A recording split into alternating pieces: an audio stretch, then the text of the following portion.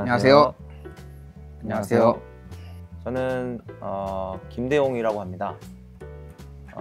클레브라는 회사에서 D램 메모리 오버클럭킹 모듈을 개발 중에 있습니다. 안녕하세요. 저는 정순호라고 합니다. 그 ASUS ROG 마더보드 팀에서 일하고 있고요. 오버클럭 최적화 일을 하고 있습니다.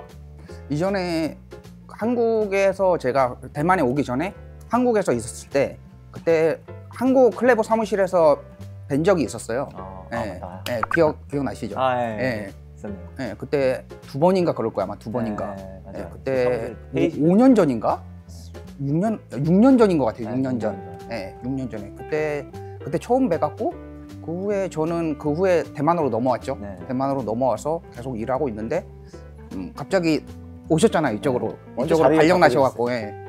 먼저 자리 잡고 있어서 뭐 이게 여기 근무한다는 소리를 듣고 어떻게 하다가 이제 만나게 됐고 같이 일을 하게 되는 그런 상황이 됐습니다.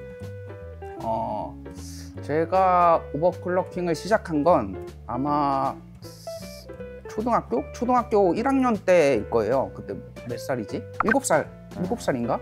그때 컴퓨터 학원을 다녔었거든요. 컴퓨터 학원을 다녔었는데 그때 그 학원에서 컴퓨터는 안 배우고 게임만 했어요. 근데 게임이 너무 속도가 느리니까 어떻게 이걸 빠르게 할까 찾아보다가 보니까 오버클럭킹이라는 게 있더라고요. 컴퓨터 속도를 높일 수 있는 오버클럭킹이라는 게 있었는데 그거를 뭐 어떻게 찾아보다가 우연치 않게 알게 돼갖고 그때부터 오버클럭킹을 시작하게 된 것 같아요. 이게 어떻게 보면 취미가 된 거예요. 그게 취미생활. 취미를 또 직장으로 대단하십니다.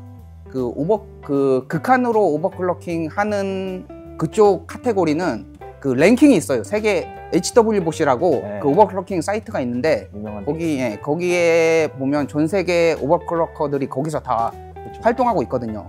거기서 지금 물론 저도 거기서 하고 있고 지금 거기 제가 순위가 지금 전 세계 3위예요. 3위.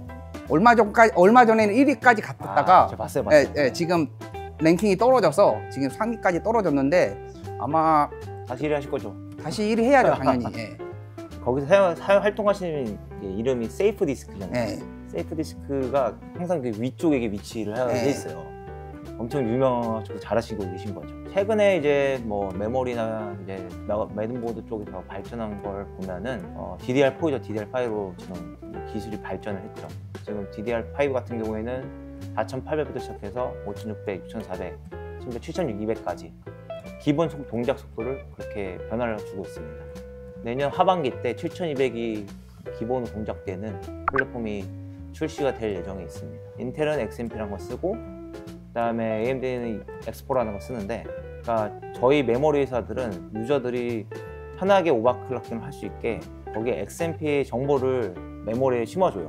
그러면 마더보드사들이 이 옵션을 잘 사용할 수 있게 원클릭으로 모든 그 설정이 세팅될 수 있게 이렇게 만들어놔요. 그러면 일반 유저들은 바이오스를 들어가서 XMP나 X4를 이네이블만 하면 저희가 설정된 값을 쫙 읽고 오거든요. 자동 세팅이 되는 거죠. 일반 유저들은 그렇게 사용해요. 하지만 전문가들은 다르죠. 전문가들은 저희가 세팅된 값의 이상으로 VDD나 어떤 각종 파라미터를 바꿔서 더 빠르게 더 좋은 메모리를 활용할 수 있도록 세팅값을 바꿀 수 있죠.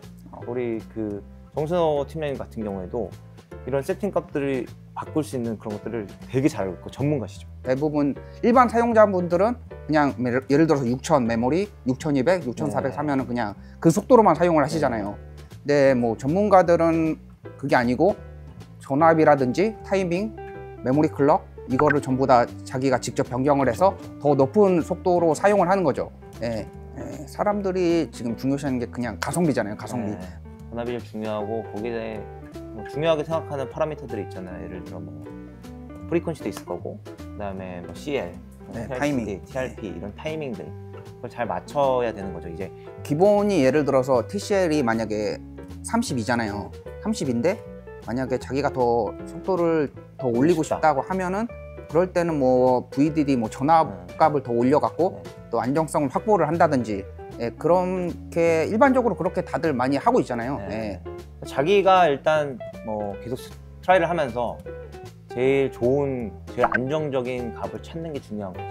그렇죠, 그렇죠. 타이밍이랑 메모리 전압이랑 그 두 가지가 제일 중요해요. 속도는 대체적으로 자기가 원하는 한계점이 있잖아요. 예를 들어서 내가 원하는 게 뭐 8000이다 이러면은 거기서 타이밍을 좀 느슨하게 하면 되는데 그렇죠. 꽉 조이면 안 되고 그런 대부분 이런 경우거든요. 예. 맞아요. 그래서 중요한 건 자기가 원하는 걸 합의점을 봐야 돼요. 합의점. 예, 자기가 원하는 수치. 그리고 또 제 생각에는 CPU 쿨러 좀 중요한 것 같아요. CPU 쿨러도 네, 그렇죠. 좀 좋은 걸 써야지. 네, 요즘은 쿨링이 최소한 AIO는 돼야 돼요. 예, 요즘 공랭 쿨러로는 오버를 못하죠. 요즘은. CPU가 발열이 지금 워낙 지금 뜨거워져 갖고 최소한 AIO는 돼야지 오버클럭을 할 수 있다고 봐야죠. 세계 메이저 회사에서 나오는 메모리마다 다 특성이 달라요. 삼성의 뭐 A다이다, B다이나 뭐 아니면 SK 하이닉스의 A다이나 뭐 C다이다. 그러면 이제 바이오스 이제 이런 IC 썼다는 거를 이제 인식을 하는 거죠. 인식을 하고 얘는 이런 IC가 이제 사용이 됐으니까 이렇게 좀 더 안정성 있게 좀 튜닝을 좀 해줘야겠다라고 이제 자동으로 튜닝하는 그런 것도 있는 거잖아요. 네. 아까도 말씀드린 것처럼 저희 회사는 SK 하이닉스 IC만 쓰고 있습니다. 네, 지금까지 나온 IC 종류가 되게 많은데 그 중에서 제일 오버클럭이 제일 좋은 IC는 16기빗 A다이라고 16기빗 덴시티를 갖고 있고 두 번째 텍트죠. A다이가 제일 오버클럭이 잘 나오는 건데 이 IC 같은 경우에는 이제 다른 회사들 예를 들어 삼성이나 마이크론 비교해서 스피드 성능이 너무 좋습니다. 예를 들어 지금 시장에 나와 있는 8000메가 이상 올라가는 모듈은 다 하이닉스 16기빗 A다이를 썼다고 보시면 될 것 같습니다. 이 IC는 예를 들어 방금 말씀드린 것처럼 메모리 주파수도 엄청 높게 올라가고 심지어 TCL이라는 좀 메모리 파라미터 같은 것도 장점이 다른 회사 IC보다 탁월하게 좋습니다. 그래서 많은 사람들이 지금 SK 하이닉스 A다이를 찾고 있는 상황이고 지금 시장에 나와 있는 메모리 중 제일 스피드가 빠른 거는 하이닉스 16기빗 A다이 그리고 24기빗 M다이입니다. 두 다이의 특성을 잘 고려하셔서 예를 들어 16기빗 A다이는 이전에 말씀드린 것처럼 타이밍에 좀 더 이득을 볼 수 있는 다이고 24기빗 M다이 같은 경우에는 스피드, 그러니까 프리퀀시가 더 많이 올라가는 장점이 있습니다. 그 모듈의 장점에 맞춰서 좀 더 이득이 되는 프리퀀시적으로 이득을 보는 다이를 쓴 모듈이나 아니면은 레이턴시적으로 이득을 볼 수 있는 다이로 만든 모듈을 잘 골라서 선택해서 구매를 하시면 좋을 것 같습니다. 메모리를 일단 구입하실 때 가장 중요한 부분이 QVL 리스트를 확인해야 돼요. 그게 메모리 회사 사이트에도 그게 명시되어 있고 마더보드 회사 사이트에도 명시가 되어 있단 말이죠. 그거 두 가지를 모두 확인하셔 갖고 예를 들어서 나는 8000 속도로 쓰고 싶다. 그러면은 메모리 회사랑 마더보드 제조사 사이트를 모두 하셔 갖고 둘 다 만약에 8000이 문제가 없으면 그거 구입하시면 그건 안정적으로 작동이 되는 거예요. 그렇게 해서 사용하시면 되고요. 만약에 나는 여기서도 수동 오버를 원한다 이러면은 직접적으로 자기가 매뉴얼 세팅을 해갖고 타이밍이라든지 전압 그리고 메모리 스피드를 변경해서 그렇게 사용하시면 되는데요. 근데 제가 추천해 드리는 방법은 그냥 만약에 자기가 오버클럭을 하고 싶다 이러면은 그냥 예를 들어 XMP 메모리도 속도가 여러 가지가 다 있잖아요. 그 중에서 좀 높은 거를 구입하셔갖고 높은 거 구입하신 다음에 엑스포나 XMP로 먼저 설정을 먼저 해주시고 그 후에 세부적인 성능에 이게 일부 타이밍이 성능에 되게 좀 중요시되는 타이밍이 있어요. 그 타이밍을 직접적으로 매뉴얼 수동으로 설정을 해서 성능을 높이는 방법을 일단 저는 추천드려요. 이게 그나마 가장 쉬운 방법이에요.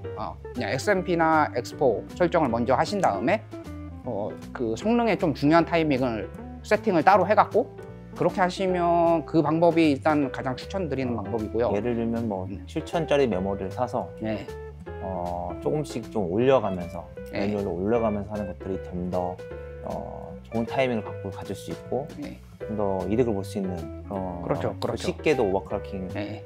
할 수 있는 그런 방법을 말씀을 네. 하시는 거죠. 시청해주셔서 감사합니다. 오늘 고생하셨습니다. 고생하셨습니다. 네. 다음에 또 봬요. 시간이 되면 혹시 궁금한 것이나 뭐 의견이 있으시면 댓글로 남겨주세요. 바이바이. 바이바이.